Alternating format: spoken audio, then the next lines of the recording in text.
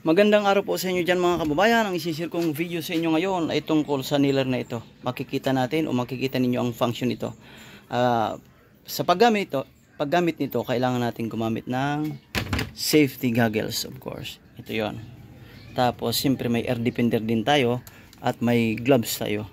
Yan. At ang pako natin ito. Ito oh. May pulbura ito sa loob. Susubukan natin ito dito sa dito sa hollow blocks, tapos dito sa buhos.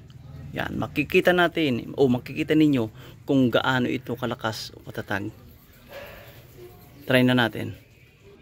Okay, kabayan, tingnan natin.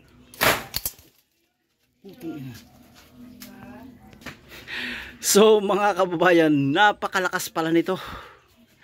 Nagulat yung mga tao dito. Hindi ko nasusubukan dito, pero subok ko, napakalakas pala.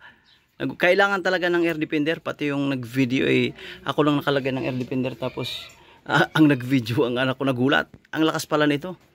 Kaya pag gagamit nito, kailangan may air defender tayo mga kababayan. Tapos safety goggles kailangan. At subok ko, napakalakas. Pati yung putok niya po, napakalakas din. Napakalakas ng putok. Ayan. Tingnan, baon na baon, no? Mga kababayan. Nagulat yung anak ko. Pati ako nagulat kasi hindi ko inasahan na ganun kalakas ang putok ng na to. Yan, parang baril talaga. Okay, thank you for watching. Basta yun ang advice ko ang brand nito ay DeWalt. Napakaganda. Yan, ididi mo lang ito ganito, pang, tapos pagputok niyan, baon agad yan. Hindi mo na makikita yan, magugulat ka na lang. Dito babaw nito. Sa lakas nito, tingnan niyo po Pati yung yung washer niya tupi talaga.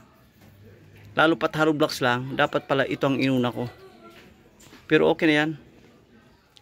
Palagay ko napakaganda nitong gamitin dun sa likod sa may firewall sa paggabit ng flashing.